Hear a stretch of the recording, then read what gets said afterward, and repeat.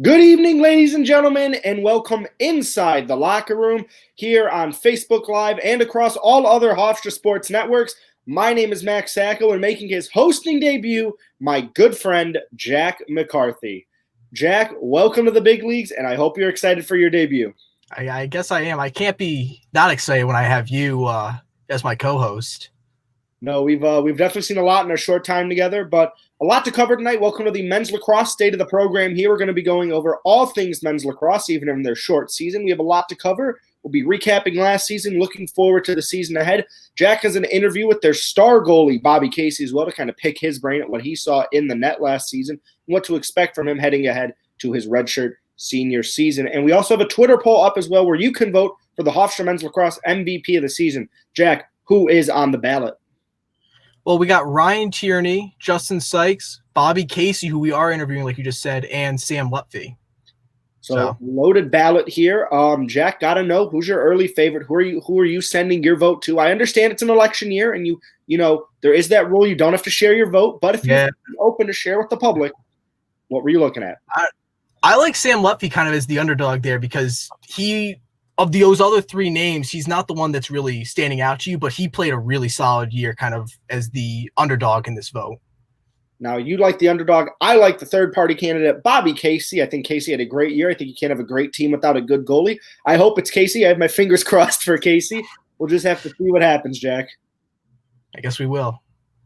Now, if you also want to get involved, you can follow us on Twitter and on Instagram at WRHU_TLR so you can keep track of the locker room and all the state of the programs and shows and lives and hosts we have coming up. Go ahead and vote on the Twitter poll as well when you're there because, again, the more votes, you can get your candidate to win as the Men's Lacrosse Player of the Year. And most of all, tweet questions at us. Go on Twitter, Facebook, Instagram, send questions our way. At the end of the show, Jack and I will be answering some of those questions. And you can kind of see what we think about men's lacrosse after a whole show. Maybe some questions we didn't cover or things you want us to hear. But, Jack, before we get into today's show, you and I are good friends. Yeah, that's pretty clear. You're going into your sophomore year. I'm going to my junior year. You and I kind of ping and pong, yin and yang. You're the Stanley Cup to the Chicago Blackhawks. You look at it that way. Yeah, okay, that's fine. I could be bad trade deadline decisions to the Chicago Blackhawks too. But that's fine. We don't have to get into that. Didn't need that violent attack on me. But one thing we don't agree on is anchovies on pizza. Yep. And there it is. I'd like to put you on the debate podium here to explain your stance on this. I like when you said, at the beginning, I made the joke. You're like, nah, I won't say it. Don't worry about it. I won't say it. But here we are sitting here talking about anchovies on pizza. What do you want to know about them? I just want to know your opinion. They're good. They're good. Why? Why are anchovies on pizza good? Anchovies are the worst type of fish. If you look at fish, all right. Are they worse than sardines? I'm going to draw you something here on my notebook. So while you explain, I'm going to get my diagram ready for you. So while you explain. All right. So anchovies, they're really good. They're a good little addition to the pizza. They kind of give a little bit of a flavor. I just looked in the comments and I saw former station manager Kenny Conrad said that I'm crazy because I like anchovies. I'm not a fan of that, but anchovies are good on pizza. Sometimes I'm going to out myself here. I have them without pizza. When I'm eating the pizza, they're just sitting there. I might grab one or two. Don't gag, Max. I'm just saying how it is. All right. If you're eating a pizza, nice little cheese pizza, you don't get them baked in because then that ruins the entire pizza. You just throw them on top and that's all you need. And that's a really good pizza.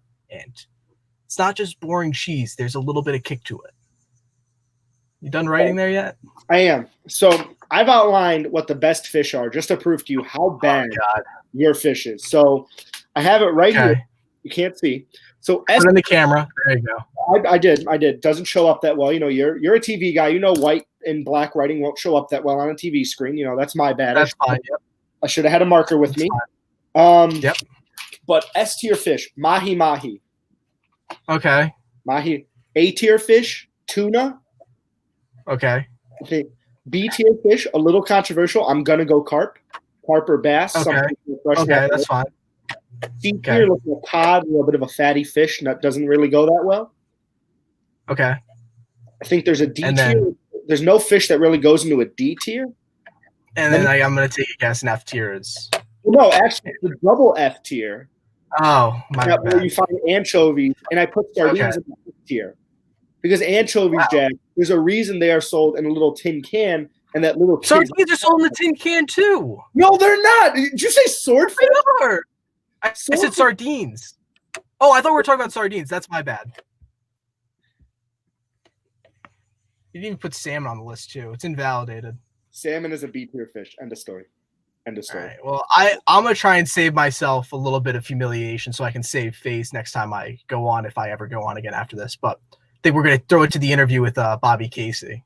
I don't know if that sounds good with you, Max. That sounds great with me, Jack. That sounds great Perfect. with me. Hey, Bobby. Hey, what's going on, Jack? How are you? Good. How about you? Good. Just sitting here listening to that debate.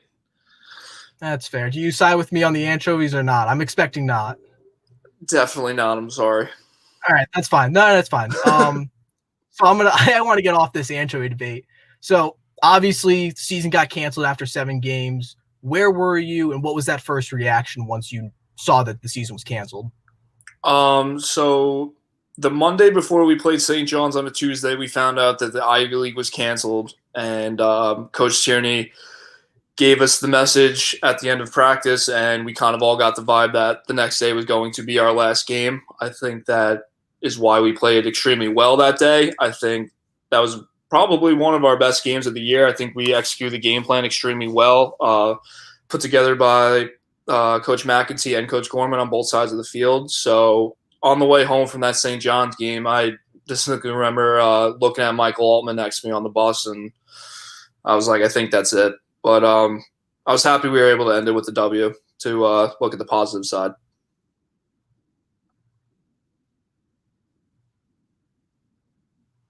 Yeah, and you talk about that W over St. John's, a 19-9 win. That put you at 4-3 on the season, and at the end, you were sitting at 4-3 in the 4th spot in the CAA. So there was that chance that you could go and qualify for the CAA playoffs. Kind of, what did that feel like that maybe you wouldn't get that chance this year? Yeah, I mean, I think the best part about our conference is no matter how good or bad you are, the teams in it, anyone can beat anyone on any given day. By the end of my sophomore season, I've lost and beat every team in our conference. So going into it, we know that at the end of the day, the regular season record doesn't even mean anything because we could go 0-12 in the regular season or how many games we're playing, and by the time we hit conference, we go 6-0. We have the 1 seed. So we kind of look at it, the regular season, as obviously trying to build as a team, trying to continue to play our game and reach our goal and standards of what Coach T puts out for us. But he always says, and this is something I've been hearing for a while now, that we want to be playing our best lacrosse by week 1 of the conference play. And it's just real unfortunate that we didn't even get the chance to do that because those games are just different from the regular season games, the non-conference games. So it definitely was disappointed at the time. We didn't know if Ryan and Altman and a couple of the other guys were going to get their eligibility back. So it was sad. And, someone like Danny DeSanti, who had to go now serve, and even though he would have gotten his eligibility back, he still had to go. It was just it was a really unfortunate situation.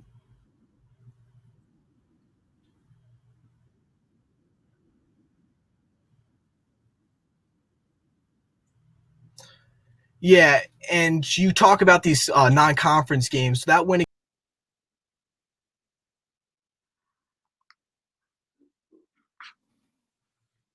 So, Bobby, really quick now, just to pick up where Jack was leaving off. You talk about non-conference slate. You talk about what you guys have there. How important would you say non-conference games are just going forward in your season, that you get that right foot going, no matter if it's this COVID season or not, just the importance of a non-conference slate, making sure you're on the right foot?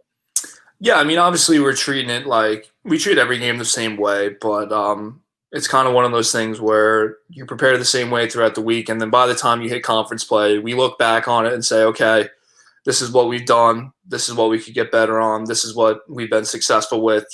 Now, here is, even though it's not even CAA playoffs yet, we get to conference play. It's like, it's now or never because, like I said, you lose you lose 3 games off the bat in the CAA, you're done. Your season's over. And unfortunately, last year we played Fairfield. We were the last 2 seeds in our conference, and it was a constellation game.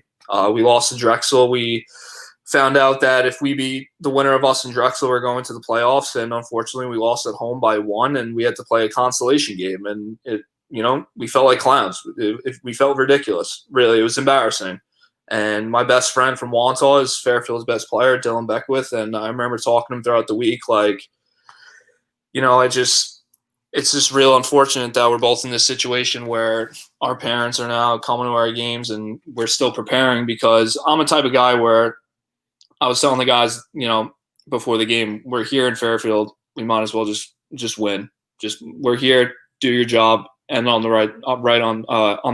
right note. But the non-conference games I think are just stepping stones for us, and I think that you overcome adversity throughout, because you're getting a lot more non-conference games rather than conference games. So it's good for the younger kids to get their feet wet.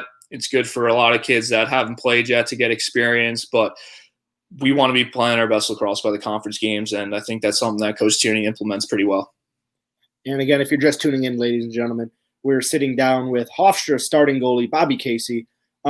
Bobby, you said at the end of that Fairfield game, or at least leading up to it, like that consolation match, you kind of felt like clowns a bit. How big of a motivation was that feeling of, I guess, disappointment, for lack of a better word, heading into this season? Yeah, no, for me personally, it was my first time not making the conference playoffs, and it was my first year starting, so I really took that upon myself. I felt that I let the guys down, because you jump into that role, you replace a guy like Jack and Cannon, it's like replacing Derek Jeter. He's irreplaceable, but you just hop in there trying to get the job done and contribute in a positive way. And for my first season to go like that was pretty disappointing. But coming into the Corona year, I guess you could say, this past year, I thought that the vibe in the locker room was completely different. Even though we lost a couple tough games, we lost to 3 great teams and 3 games that we could have won. But that was the best part about non-conference games is, it's good to get those losses out of the way. Those were 3 different losses where, for the most part, for 2 out of 3 of them, we just didn't show up in the first half. Villanova and Ohio State, 2 top 20 teams, unbelievable coaching staff, unbelievable talent on those teams. We completely dominated in the second half, but we learned that if you want to beat good teams like that, you can't start off so slow. So I think as we were approaching that conference play, I felt extremely, extremely confident. A couple of the other, I'll admit, I do follow the other teams in our conference. I do try to catch as many games as possible just to watch a bit of film, try to follow a bit of some of the offensive guys that we're going to be playing. But, I thought we really did have a good chance to win the conference this year. And, going into this year now, we got a lot of our guys back. We returned Michael Ullman and Ryan Tierney, who we weren't supposed to, 2 of my best friends, 2 of my roommates. So they're just blessed and thankful for this opportunity. And we had a couple transfers this year, so we're excited going into it. Yeah, and you talk about – sorry, I'm back now, but you talk about the transfers coming in. Have you had a chance to talk to any of them yet, and kind of what do you expect from these guys coming in for you? So me, Riley Forte, and Ryan Tierney, we all played for Team 91 on Long Island, and Coach Tierney was our coach, and that's how we ended up at Hofstra. I mean, obviously, Ryan and Coach Dad, he was going there, I think, from the start. That's where he always wanted to go, but I fell in love with Coach T throughout that process for Team 91, and one of my best friends was Logan Denenza, and he's coming here, and as crazy as it seems, he played for UMass. He beat us. He won a conference tournament. It's almost like leaving the Red Sox and signing like with the Yankees, So for the first time in my career here, we have someone who's experienced the goal that we're trying to reach, and I think that's going to be huge in our locker room. And he had a couple tough times throughout his process. He was at High Point first, transferred to UMass, took a year or 2 off, and now he's back to playing. And like I said, he's one of my best friends, so I'm excited to get him. Justin Alinsky was Ryan's teammate at Massapequa. He was on our 91 team as well, so he's a very good friend of me. So those 2 guys, those were guys that Coach Tierney knew how great of men they were, let alone teammates and players. So it was easy to take those guys. And another guy is Alex Cannon. And I've been hanging out with Alex and Cannon every single weekend. I was with him last night since he's committed, building that bond, and a guy that's played in big games. I have no problem admitting he's played in bigger games than any of us. He's been playing in the Big Ten. He's been playing those big games for Hopkins, and he was very successful there. So you get a kid like Logan who's won a CAA championship, a kid like Justin Linsky who's been dropping 25 goals in the Patriot League, in my opinion, maybe the third or fourth best conference in Division I, and Alex Cannon, who was a starting midi for Hopkins. So those are three huge adds for us. Obviously, the Corona year gave those kids the opportunity to come back. So, unfortunately for a couple of guys that aren't still here, I think that maybe this Corona year would have been the best case scenario for us, and it's really going to help us moving forward.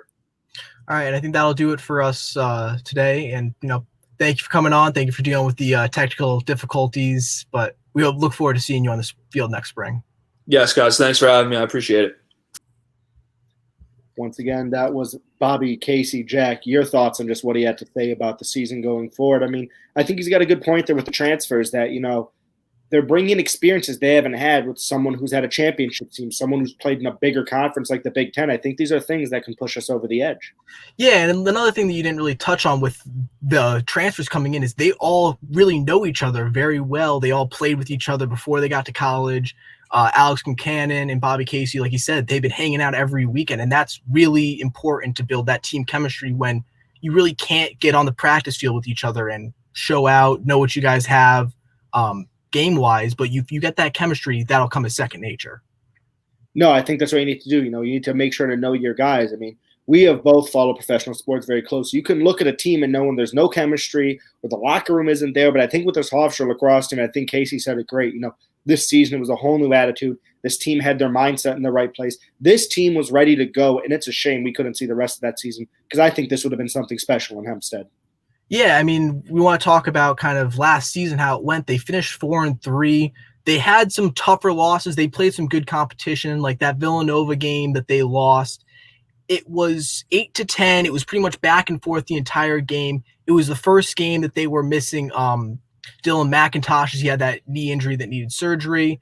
And, they battled with a good team in Villanova. And then the next game they had that was a tough loss was that Ohio State game. They were down 8-3 at the half. They battled back. They lost 10-12, but that was resilience that this team has shown. And they could have carried that in for the rest of the season. Then they came out and had that St. John's game, and obviously the season ended. Yeah, and I think, the Ohio State game and the Villanova game, that's two top 20, top 25 ranked programs. Going into that, this game is to get your RPI up. Going into that, this is a huge test. And honestly, if I had to grade them like a teacher, I'd give them a B- for the Villanova game, and I'd give them, honestly, an A for the Ohio State game for pure resiliency in that they fought back, they kept pushing, and no matter how much they were down, they kept on fighting. I mean, that is a team that is strong. This is a team that's developing, and this is going to be a team, I think, Jack, that if spring sports come back for 2021, I think this is going to be the team that makes a deep run, not even just to the conference, but to the NCAA tournament. Yeah, I mean, you talk about the team that's developing. This team was carried in part by their freshmen. Of the top 10 point scorers they had this season, 4 of them were freshmen. I mean, you had the leader of it, Justin Sykes. He ended with 14 points, but he had some big games against Wagner, LIU, and St. John's. Sam Lutfi, he ended with 10 points, 3 goals, but he was getting assists. He had 7 assists. He was leading all freshmen in assists. He was tied with Kyle Steinbach. I mean, you get a guy who can facilitate. You can pass it to guys like Dylan McIntosh when he does come back, or Ryan Tierney, and set them up. That makes you look a lot better in their eyes and a lot better in Coach Tierney's eyes. I completely agree with you. I think a name you didn't mention, he's not a freshman, but he's still an underclassman as a sophomore. Whit Stopak, 11 goals on the season, somebody who really took a nice step forward this year. I think we would have seen him crack a 25-plus goal season if the season were able to continue based on his current goal scoring rate. I mean, Whit Stopak and Ryan Tierney, really a 1-2 punch for this team. If Tierney wasn't scoring, it was Stopak. If it wasn't Stopak, obviously it's Tierney. But looking at Ryan Tierney's last season, 21 goals, 14 assists, 35 total points, leads the team. This is Ryan Tierney's team, and I think last season just validated that once again. Yeah, I mean, he was on pace to have his best season of his career. He had 35 points through 7 games. He was on pace to break last year, which was his best season, by 10 points. He was on pace to have his best season. And I asked him at the beginning of the season, how do you keep grinding and keep building on what you have. And it's just his work ethic. And next year, he's got a chance to take the record in points and goals in his career. I think he 100% does that. And Jack, now a question for you. You were the men's lacrosse beat reporter this year, so you had a bit more of an inside look than anyone else at WRHU did with this team. You're seeing them on a weekly basis. Yeah. Did you see anything last season that developed in a positive way, like camaraderie, or what, I guess, things you wouldn't see on the box score did you notice last season that we were really starting to see develop with this team? Yeah, a big thing that they were working on all season up until the cancellation was a lot of passing. They'd begin a lot of their practices with passing drills, a lot of skip passes, a lot of working around the crease. And as the season went on, like that Wagner game, they thoroughly dominated that Wagner game, but they didn't look great passing. By the time they were playing Ohio State and St. John's, their passing was as crisp as anyone else in the nation. So I think that's a great thing. And I agree with you. You know, I called a little bit of lacrosse, you a lot more than me. But from what I did see with that men's lacrosse team, the passing as the season progressed definitely did improve with that team. I think another thing that looked really good was their defense as well.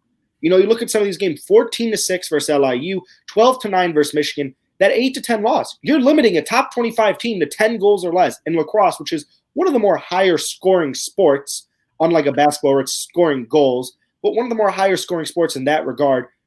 If you're limiting a top 10 team to that, I think the defense has been something this year that needs to be talked about more often because it is stepping up when it needs to step up.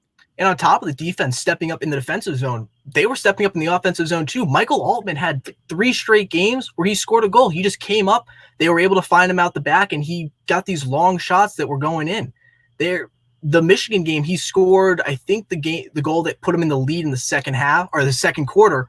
And that kind of was really helping set the precedent for that this defense can get up and involved in the offense. Yeah, it definitely can. And that's something this team does good last season. I noticed there was a lot of play where they push out the bag and move forward with the team. You know, it wasn't just where's Ryan? Where's Ryan Tierney? They had players they could turn to, and that was very evident this year. But I think something we need to touch on just a little bit, that St. John's game's 19-9. Huge blowout win for the Pride. And I think just a what if here, if they win that, up against a ranked Providence team and then a ranked Rutgers team there before the CAA, 3 more CAA games. I guess in a sort of weird what-if question, Jack, do you think this team could have closed out non-conference 3 straight wins? Absolutely. I think that St. John's game was a really good stepping stone, especially after that Ohio State loss. They had a little bit of stumbles there, but they came into St. John's and they were a team on a mission, and they beat them by 10 points. I mean, it wasn't even close. Then you go to Providence. You're playing in Providence. You can go up there and you could maybe catch some more headlines for you. You get yourself into the ranked competition. Then you're playing Manhattan, another team that they should be able to beat. And then Rutgers, a lacrosse powerhouse that you can go in there. And if you can beat and you can make a name for yourself, you're really helping yourself out when it comes to the end of the season and it comes to maybe making that NCAA tournament. 100% I agree with you. I think they go undefeated. I think they get that ranking going, and all of a sudden Hofstra is back on the lacrosse map. Hofstra is always on the lacrosse map. You can't deny that. I mean, I'm from the Midwest, and when I committed to Hofstra, not many people knew what it was. But the big thing that stuck out to me is only 2 teachers really have ever heard of the school before, and both of them said, oh, the really good lacrosse school. Mm-hmm. How big of an influence this lacrosse program has across the nation now. Yeah. It's an East Coast school. And you're talking about a team, a Long Island college. So lacrosse is basically, this is one of the hotbeds in America. So there's already a bit of, you're under a microscope if you're at Hofstra playing lacrosse. It's one of the top schools in the nation, and you just got to go out there. And if you can make a name for yourself and make that tournament, that really helps is getting recruits. And a big game that really kind of helped getting recruits and getting this team on their name for themselves is that Michigan game. I mean, it was nationally televised. They went out there, they fell down. They gave up 3 straight goals and in the second quarter, and it didn't really look good. And then all of a sudden, Ryan Tierney takes an unnecessary roughing call, kind of gets into it with Seth. He was not happy with that. And then Bobby Casey, they were point blank at top of the crease, makes this crazy save. They turn around on the man down opportunity, and they go back and they score 4 straight. They tie it at halftime, and then they come out at the second half, and it's over. It was never close after that. Yeah, I mean, that Hofstra-Michigan game, Hofstra scored 3 goals each quarter. Michigan had 3. It was tied 6-6 at the half. But what made it different is Hofstra was never down. There was never a quarter where Michigan outscored Hofstra. Hofstra was always the leading team in that game. And I think that game really put a stamp on the season. They beat a big school from the Big Ten. They made their names known, like, hey, Hofstra Lacrosse, we're back. Last season missing the tournament, that's a fluke. We're back now. That game, I think, would have been the statement game if we had a whole season, minus obviously conference play. Because conference play is a whole different animal, like Bobby Casey said. If you look at non-conference schedule, I think that Michigan game would have been considered their quote-unquote non-conference statement win. And you can't, like you're saying, like if you go out and you beat a UMass, like that's your season statement win. But when you go and you're looking at a Michigan, like they've never played Michigan in the history of Hofstra Lacrosse. They go out there and they looked good. They were playing well. Like we talked about the passing. They never really got down on themselves. There was never really a panic when they were losing, kind of, and not really having an identity. But then after halftime, the halftime adjustments by Coach Tierney, they really turned it on and showed what Hofstra's lacrosse could look like this season. Exactly. And Hofstra is a mid-major. Regardless of the sport, Hofstra overall mid-major school. But lacrosse, we're a bit more, I'd say we're like a low-tier, like big school, if you know what I'm trying to say. Yeah, but overall Hofstra, mid-major school in sports. We're a mid-major conference. We're not tiny, but we're not huge like the Big Ten, but we're not tiny like the Sun Belt. We're right in the middle. A win like that, or stacking, you're starting with Michigan, Villanova, Ohio State, Providence, and Rutgers. Just those, and even St. John's, those big schools from big conferences, like the Big Ten, like the Big East. And Hofstra getting a win in just one of those, or keeping it close with Ohio State and Villanova, really shows you that mid-major schools we're here. We're here to mess around. I think Hofstra's saying too, like, come to us. Come to Hempstead. Good luck. If we're pushing this much challenge of you at the big house for Ohio State, what's going to happen when you come visit Hempstead to you? And especially that Villanova game. The last 2 years they played Villanova and Ohio State, they didn't have their second best player, arguably, in Dylan McIntosh, as he got injured in 2019, and then last year he got injured. So if you're going out there and you're playing as well against these teams, and Ohio State in 2019, they lost 8-14, but they turn around, like you said, this year and lose 10-12. That's a complete turnaround. And that, like you're saying, come to Hofstra, come play us. We're ready to play you, and we're not afraid of these big schools or these historically great schools. This team is knows how they want to play. They have their identity, and they're going to keep it. Exactly. I mean, this is a lacrosse school. Hofstra is a basketball and lacrosse school. That's what we're known for. That's our sports. And I even say soccer in the fall. That's your big three right there. But men's lacrosse at Hofstra has historically been the program. You look at the alumni list of people who have walked through these halls. Head coach at Duke now, coached at Hofstra. Many players in the Major League Lacrosse and PLL came through Hofstra. This year, this past COVID season, as Bobby Casey called it, another quote for him on. Yeah. Really was like, Hofstra's here for 2020 now. The 2010s decade, we had our ups and downs. That's it. 2020, this next decade of Hofstra Lacrosse, they started with a bang. I think last season set a good precedent and I'd say a tough bar to reach. Or if not, you don't want to call it tough, a very high bar for this team to reach going forward for this next decade of Hofstra Lacrosse. Yeah, you know what you're capable of. Like, this season is going to be your stepping point, and you're ready to go into, like you said, the 2020s. This is a new decade for Hofstra Lacrosse. They open it with their new locker room, kind of look good, feel good, play good now, and they're ready to go, and they're ready to challenge NCAA tournaments. And Jack, you mentioned that locker room. I remember that came out, and you brought up a memory I forgot about. I remember that came out. Everyone in the radio office was like, did you see the locker room? Did we all see the locker room that came? And we're all looking at pictures, and we're going crazy looking at it. I'm not going to lie. I was trying to cozy myself up to Stephen Gorchov, the SID, to make sure I can get in there, try and check it out live in person. But it's a good locker room. It's a very good locker room. And I guess a weird question now before we wrap up here. How important would you say it is when you have off the field things like a new locker room, like a feel-good story like the Desi Strong Foundation that we saw a lot with our basketball teams? Mm-hmm. How much does that help a team? And did you notice that even a little bit in practice, like off-field things that get some media attention, how do they help teams? I mean, like I said, the look good, feel good, play good. There's a little bit more of a communal area in the locker room where you can get to know your teammates, or you can sit in their chairs that they have there, or sit in the locker room, and you're talking to your teammates, you're getting to know them, you're knowing kind of what their quirks are, maybe, and that's going to help you out on the field. And definitely, and like these charitable foundations that you're getting involved in, that's a team building activity. You're all there for the greater good. And that's kind of bringing into the team mentality of it's not about the name on the back, it's about the name on the front. And I think that's what head coach Tierney is trying to build, and he's doing a really good job of it, especially after this season. 100%.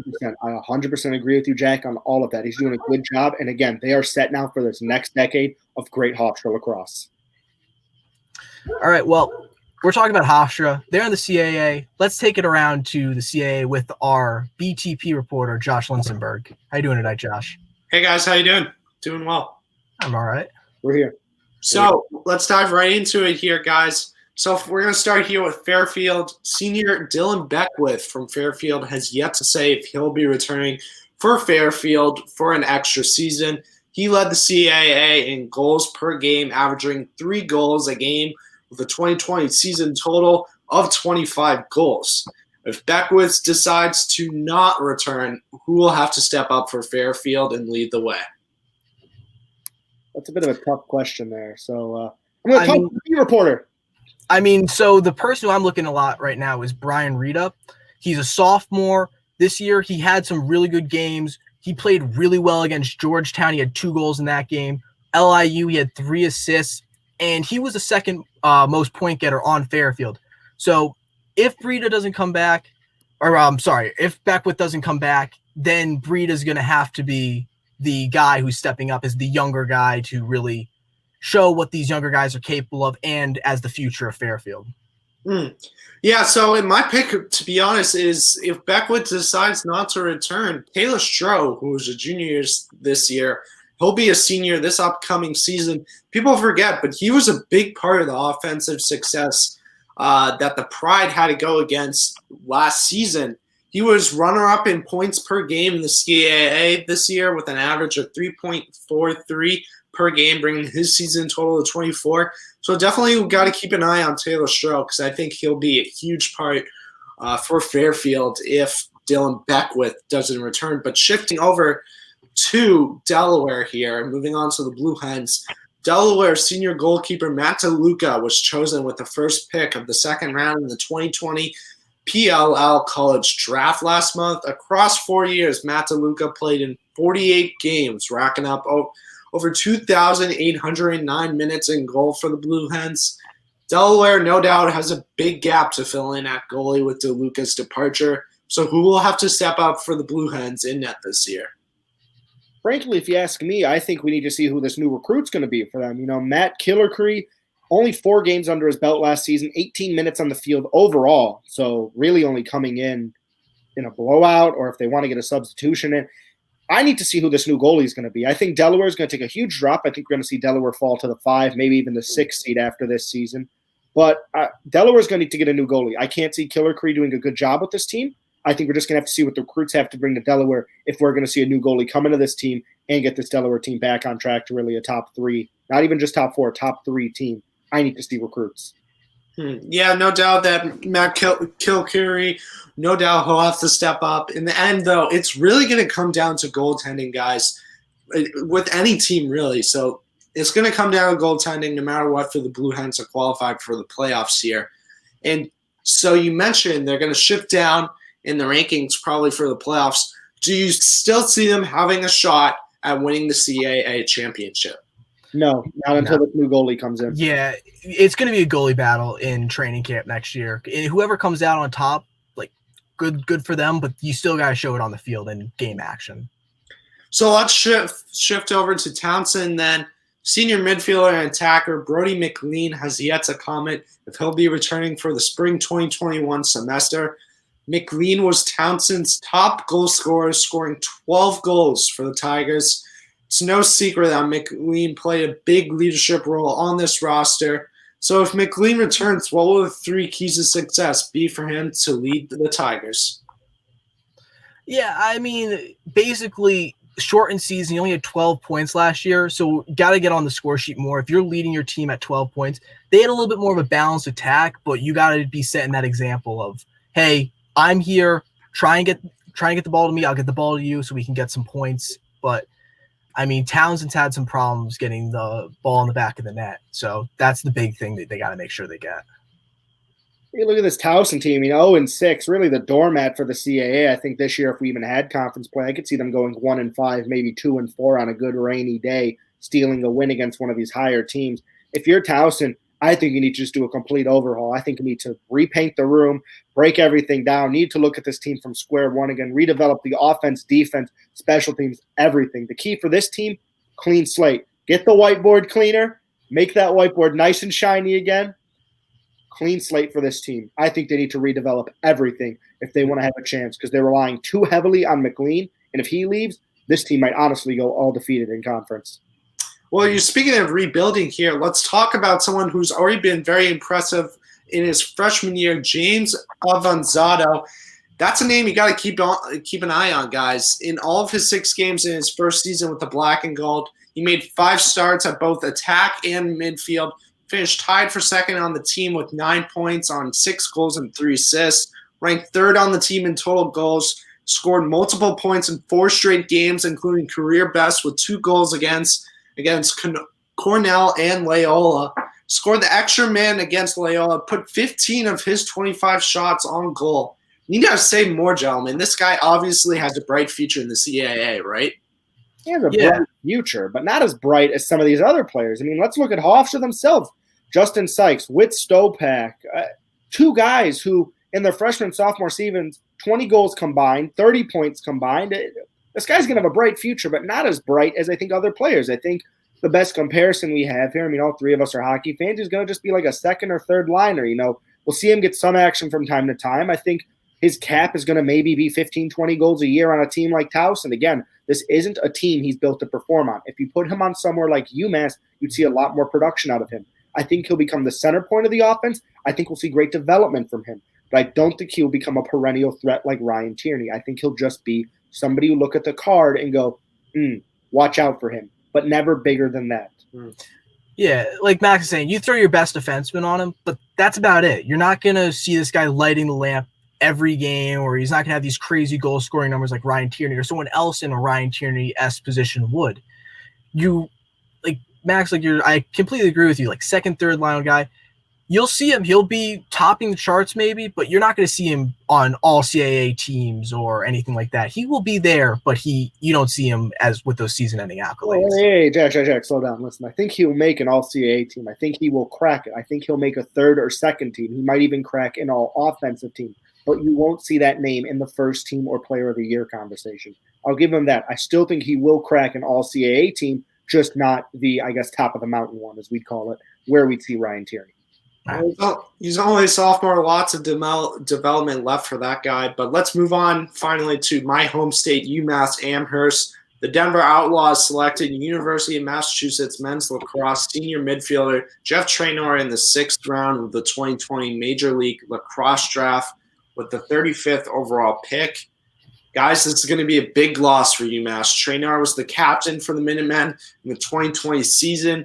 He posted 20 points on 14 goals and 6 assists during the abbreviated 2020 season, which we all know was cut short due to COVID-19.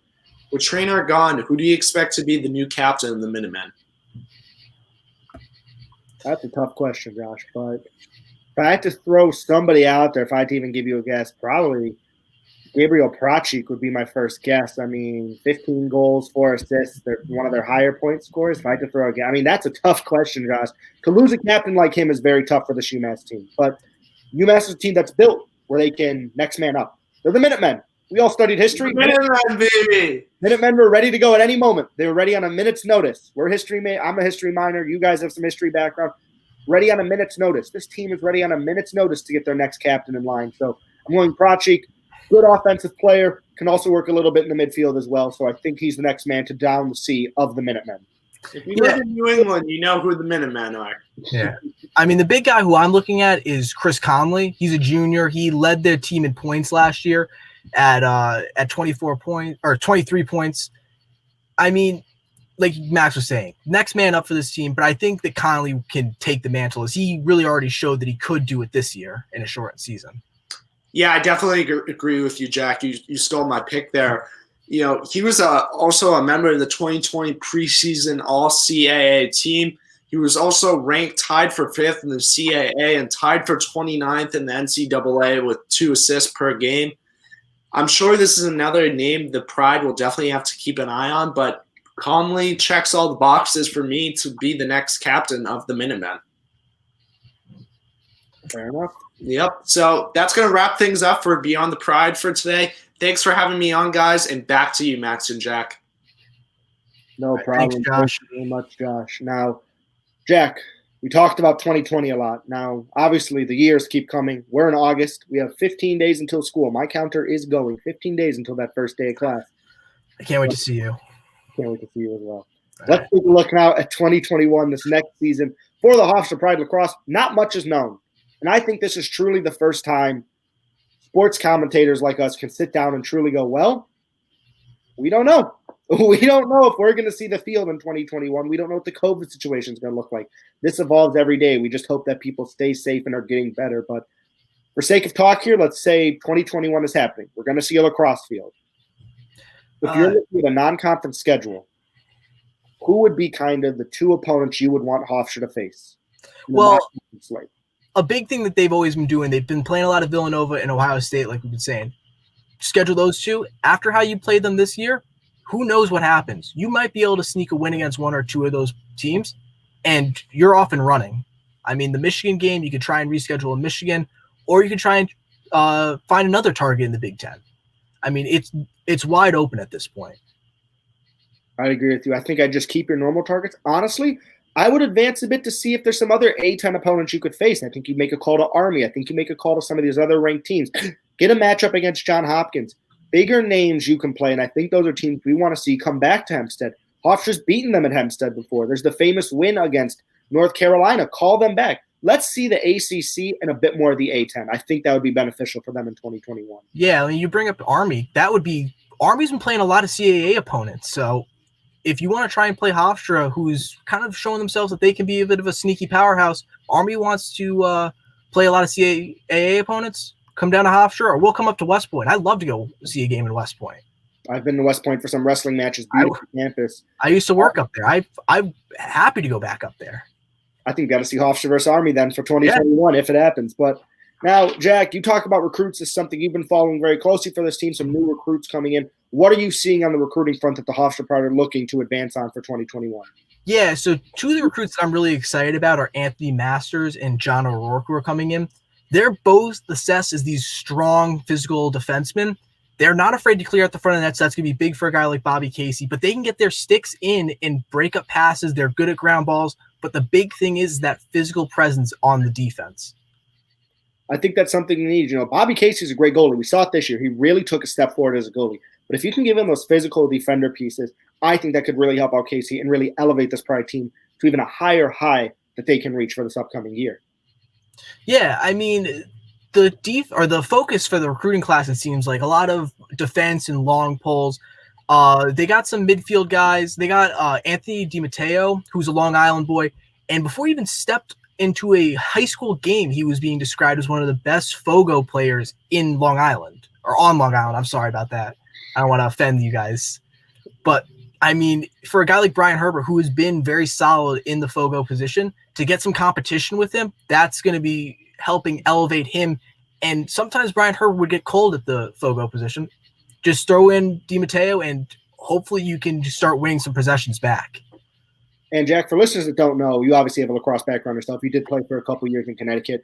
What is a Fogo? What do you kind of see in that position? And do you think now the Hofstra getting some more depth in that position is going to help them? Yeah, face-off, get-off position. So a lot of Brian Herbert got some goals this year at the Fogo position. He'd win the face-off, and he'd just race right down, get a shot on net, and score. And maybe if you get a guy like DiMatteo who can consistently win those face-offs and can start stealing possessions, like you go down, Ryan Tierney this year, he scores. You win another face-off, you get Ryan Tierney, he scores again. That's two quick goals that you can turn around. And you can break away from some of these teams, or if you're down, you can come back without them getting shots on Brian Herbert and having the risk of scoring. I think that's great for him. I think that's why you need to see some depth in that Fogo position. But another midfielder who might even see the Fogo position, Alex Concannon, new player coming in, because Hofstra did get transfers. You know, you hear about a lot of seniors who are going to get this fifth year of eligibility. We have 3 of them coming down to Long Island. Alex Concannon, Logan Dineza, and Justin Linsky. Jack, I think Alex Concannon is going to be the biggest add for this team. Concannon is related to a Hofstra legend as well, former Hofstra All-American goalie Jack Concannon, so a bit of sibling or, family blood in there for the Hofstra lineup. And I think we have another family member coming in to continue a chain of command for this Hofstra team. But Alex Buchanan's going to be huge for that midfield going forward if Hofstra wants to take that next step up. Yeah, and in John Hopkins, which is a lacrosse powerhouse. If you know lacrosse, you know Johns Hopkins. That's where Coach Seth Tierney played. He coached there for a little bit. So he's got that connection. And when he played midfield, he had 56 career points. That's a good amount of points for someone who is a midfielder and isn't expected to put out those types of numbers. So he's going to be really beneficial to this team getting some offensive and defensive pressure. And you say defense. I see defenseman Logan Daneza coming from Muttontown, New York. So again, all right, quick side note, all 3 players from Long Island. So again, more Long Islanders coming to come home to finish out their collegiate careers. So Logan Daneza, nice defensive piece for the Hofstra Pride. The Hofstra Pride, Jack, you said it best, really honing in on this defense. I think they see that as an area they want to keep improving. I think it's great that they're putting pieces both now with Daneza, who might leave in a year or two. They have future pieces in there as well with Dave Mateo. I think the Hofstra Pride are going to be one of the top defensive teams in this 2021 season, just looking at the transfers and recruits they are bringing in. Yeah, and I want to shift away from the defense and talk about Justin Linsky. That's an attacker. He's coming from Holy Cross. He had 66 points on 45 goals and 21 assists in his career. But the biggest thing about it is he's a former teammate of Ryan Tierney at Massapequa. So you're going to have that connection with Ryan Tierney. That's one of the things that has been shown to be one of Ryan Tierney's biggest strengths is when he has that connection, when he has it with Dylan McIntosh or even what Justin Sykes is bringing. So if you can get that connection of maybe you get Justin Sykes or you get Linsky with McIntosh and Tierney, that's a very dangerous attack group. And it's scary if you're sitting on defense or midfield or a goalie and you see that coming down on you. I think Linsky, Tierney by themselves is great. I think you put in McIntosh as well, a 1-2-3-headed dragon. I think Hofstra easily is averaging then 13-plus goals a game. I know 13 is a very specific number, but I was torn between 10 and 15, so I chose to settle in the middle at 13. 2.5 or 12.5 is middle, but it's okay. Not a math major, Jack. Not a math major. Not me neither, but I knew that. Anyways, those 3 at the front. You look at those 3 at the front, Linsky and Tierney, 2 guys who I think are going to be coming out with that season going, listen, this is my swan song. This is it. We're going out. I think those 2 just by themselves, with that motivation behind them, is going to carry this team to the CAA championship. And you know Ryan Tierney's probably heard from his dad or some other people around him that he's got a chance to challenge that career points and goals numbers next year. He probably has that as a motivator. Linsky probably knows about it, so he's going to be looking to feed Ryan Tierney. I mean, that's probably going to be a lot of the goal, other than making CAA playoffs and the NCAA tournament, is trying to have Ryan Tierney have that swan song that a lot of people believe that he deserves and thought that he was going to not get this year. Yeah, and I think that's something that motivates a lot of players on this team is the swan song. You know, one of the most famous songs, Frank Sinatra, My Way, really the swan song of swan songs, if you want to call it. I think these guys want to go out. I think they've seen the highs and the lows. I think they want to go out as champions. Even if that maybe means, you know, an early exit in the NCAA tournament, the fact you can say, we bought the CAA title back to really the hotbed of lacrosse would just be something amazing for that team. And I think 2021, the pieces are there for that team. And you never know. You could be getting to this NCAA tournament in 2021. Hofstra's been making a lot of bids to try and host NCAA tournament games, and they have in the past. Who knows? You make it, you play at home. You're playing in front of your home fans, playing on Long Island. You've got that connection, and who knows? You can make some noise. Well, they could make noise. I was able to cover with Ryan Yee, our now graduated senior, cover the men's lacrosse championships. That stadium is packed to the brim. It's rowdy. It's noisy. It's a tough environment to play in, and it just shows you how deep the ties our lacrosse are to Long Island, just watching those NCAA games. I mean, we had half the stadium for Virginia fans and Duke fans. Places that aren't even close, not like, oh, you know, they came in, they're from, you know, Pennsylvania, quick bus ride. Even Notre Dame packing the stadium, these huge fans there. It really creates a tough environment to play. And I think if you gave Hofstra that environment, they could easily get through Hempstead and into the Final Four of the men's lacrosse tournament. Yeah, and I mean, Bobby Casey said earlier, you never know. Once you get that ball running, you could just steamroll yourself through it, like you said, end up in the Final Four of the NCAA tournament. I mean, it's all possible. It is, and for 2021, let's just look at the conference slate. Let's ignore, you know, non-conference. Let's look at conference. You got your 5 conference matchups.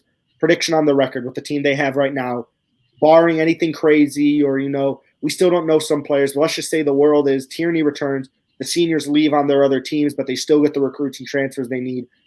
Tough question to ask, but do you see Hofstra? I see them as 4-1. Do you see them 5-0? Where do you see them as? I think 4-1 could work. 5-0 might be a bit of a stretch because you still have that UMass sitting there. That's going to be a tough game to go through. But there's no other team on there that if you're watching, especially after this year, that you don't think Hofstra can beat next year. UMass is pretty much the only one that you're thinking that's going to be a tough game, but they could still win it. I think 5-0 is very much on the table. 4-1 is probably the most likely record that they'll end up with. I completely agree with you. 5-0 is on the table. It's not crazy. It's not saying it's a long shot. 5-0 is on the table for them, but 4-1 is the realistic option. But Jack, we have a lot more questions to answer, but I think the people have questions for us. We're going to bring on Tony Puglisi now, our man with the questions, to give us some things that we can start to pick our brains on to what the hosts are thinking.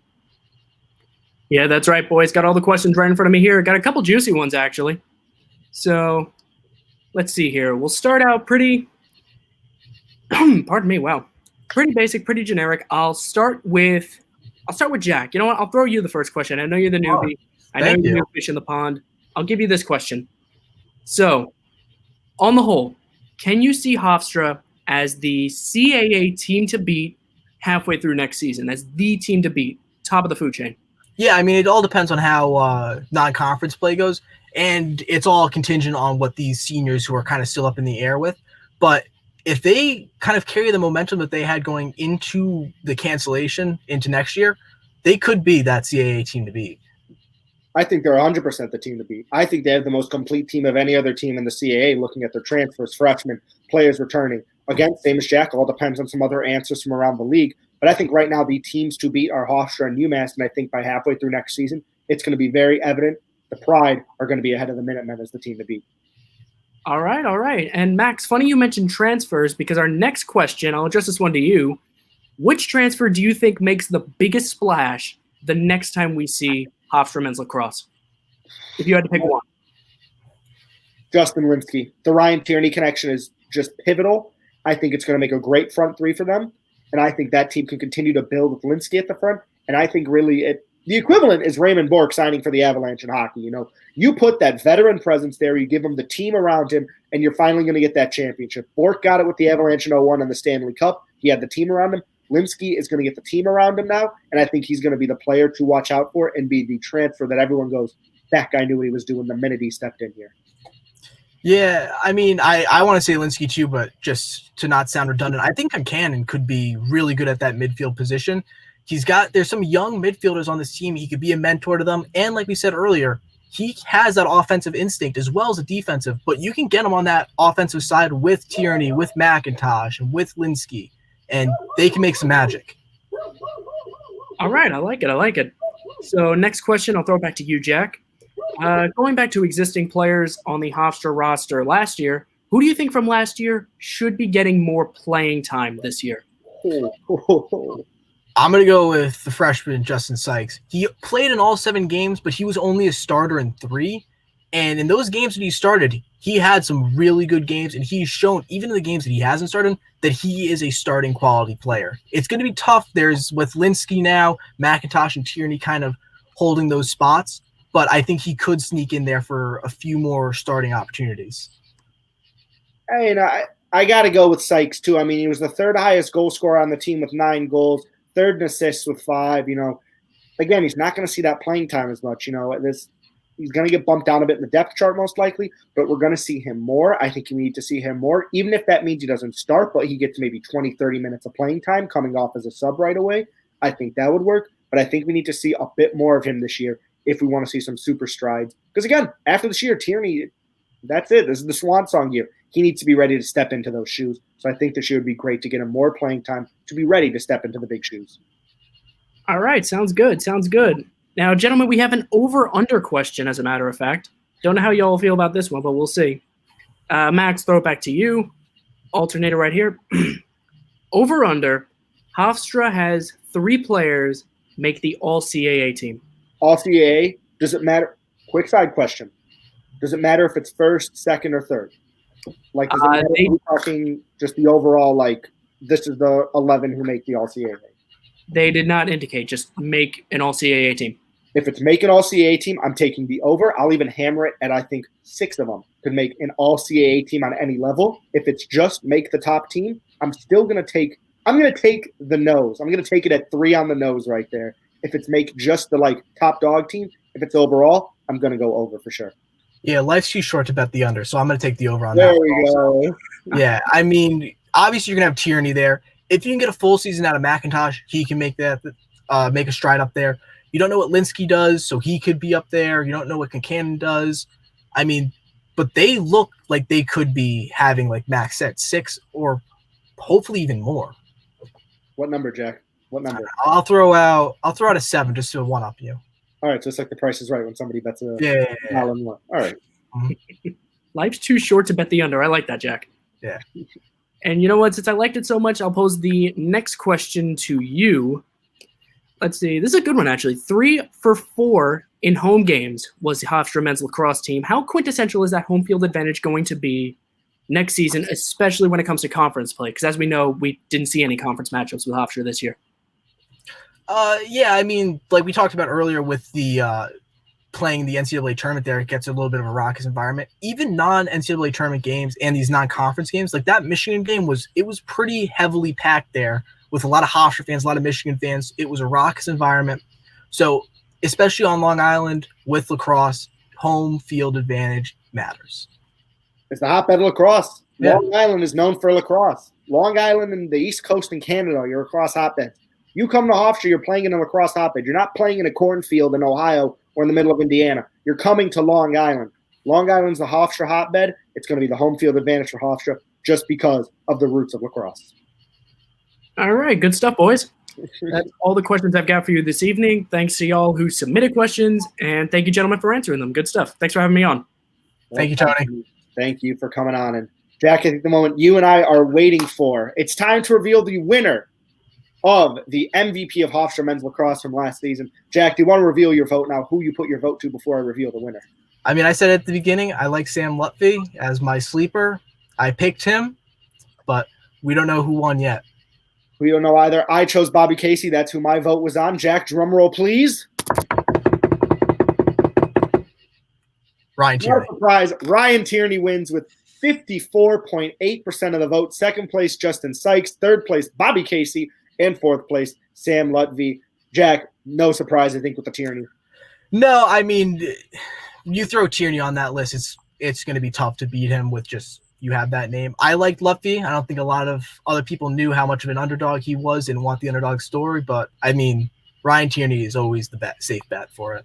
He is the safe bet. I chose Casey. No team is great without a goalie. You need a goalie always in net to bail you out sometimes. We saw that against Michigan, like you said, with that heroic save to keep it close in the first half. That's why I picked Bobby Casey. You need those heroes in net, and love your goalies, everyone. Love your goalie. He's trying his best, or they're trying their best in net. So that's why I had my vote for Bobby Casey. But Ryan Tierney, an offensive threat, 35 points last season. Nothing else we'd expect from really the MVP and captain of this Hofstra Pride lacrosse team. Yeah. Well, I think that'll just about do us for tonight. Men's lacrosse edition of the Locker Room. We got lots of things to go around. We're going to first start with the guy who surfed the web, the terrific Tony Puglisi. Next, taking us around the world of the CAA was the always jubilant Josh Linsenberg.